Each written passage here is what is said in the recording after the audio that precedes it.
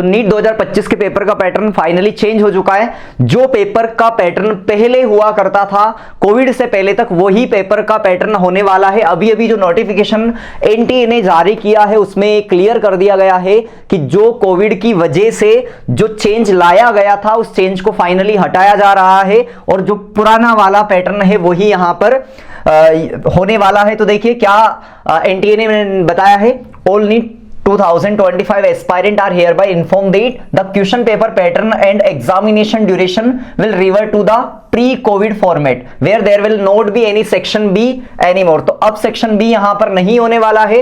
Hence there will be a total 180 compulsory question, 45 question in physics, chemistry and 19 biology which will be attempted by the candidates in 180 minutes, thereby removing any optional question and extra time introduced due to Covid. तो यहां पर देखिए क्या किया गया था, Covid के बाद से आपको पता होगा कि क्या किया गया था सिलेबस, यानी कि यहां पर पैटर्न के अंदर पहले पेपर का पैटर्न 180 क्वेश्चन ही आया करते थे और 180 क्वेश्चन यानी कि हर एक क्वेश्चन के लिए 1 मिनट एलोटेड अगर हम मानते तो 180 मिनट में हमें करना होता था, जिसमें कि फिजिक्स के अंदर भी 45 क्वेश्चन हुआ करते थे, केमिस्ट्री के अंदर भी 45 क्वेश्चन हुआ करते थे और बोटनी जूलॉजी यानी कि बायोलॉजी दोनों करके 90 क्वेश्चन हुआ करते थे। टोटल 180 क्वेश्चन, 180 मिनट्स हमारे पास टाइम था।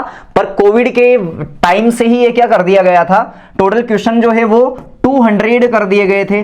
200 क्वेश्चन में आपको यहां पर सेक्शन को एक्चुअल में इंट्रोड्यूस किया गया था, जिसमें सेक्शन ए और सेक्शन बी वाला पार्ट था। सेक्शन बी जो था उसमें ऑप्शनल क्वेश्चन आपको मिला करते थे, जहां पर 15 क्वेश्चन पर सब्जेक्ट यहां पर सेक्शन बी में हुआ करते थे, तो जिनमें से केवल आपको 10 जो है वही अटेम्प्ट करने होते थे। पर यहां पर सेक्शन बी को हटा दिया गया है। अब क्वेश्चन वापस 200 नहीं होने वाले हैं पेपर के अंदर, केवल 180 क्वेश्चन ही होने वाले हैं और सारे के सारे क्वेश्चन कंपलसरी है। यहां पर सेक्शन बी का जो ऑप्शन था, आपको ऑप्शनल जो ऑप्शन था वो हटा दिया गया है। तो स्टूडेंट सभी ये बिल्कुल अच्छे से दिमाग में रखना है, जैसा हमने एक्चुअल में पहले से ही लग रहा था कि ये एग्जैक्टली होने वाला है, हो सकता है इस तरीके से पहले भी हमने डिस्कस किया था।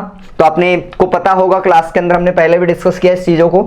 अब देखिए यहां पर क्या कहा गया है, the question paper will consist of 180 compulsory question. The provision for optional question introduced temporarily during the COVID-19 pandemic will not longer be available। तो अब ये हमारा जो ऑप्शनल क्वेश्चन है अवेलेबल नहीं होंगे और एग्जामिनेशन ड्यूरेशन क्या होगा, the total duration of the examination will be 180 minute, यानी कि 3 घंटे ही होने वाले हैं। जो पहले 20 मिनट एक्स्ट्रा मिल रहे थे अब वो नहीं होने वाले। तो यहां से क्या लगता है आपको, क्या इंपैक्ट हो सकता है? मेरे अकॉर्डिंग यहां पर क्या होगा, इसका फायदा है कि ये होने वाला है कि जो पहले कट ऑफ बहुत ज्यादा हाई चला गया था, ये कट ऑफ वापस जो है वो बैक टू नॉर्मल हो सकता है।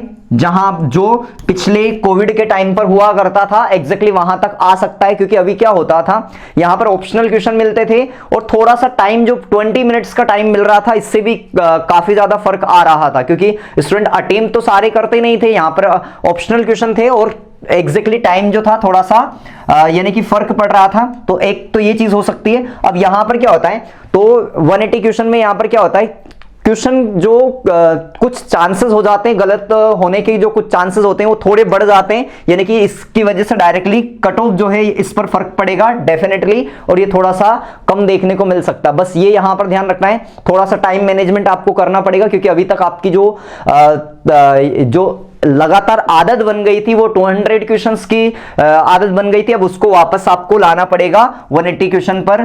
तो ये आपको यहां पर एक बहुत बड़ा चेंजेस करना पड़ेगा। तो इसके अकॉर्डिंग प्रिपरेशन करना स्टार्ट करिए। मिलते हैं अगले इंपॉर्टेंट सेशन में।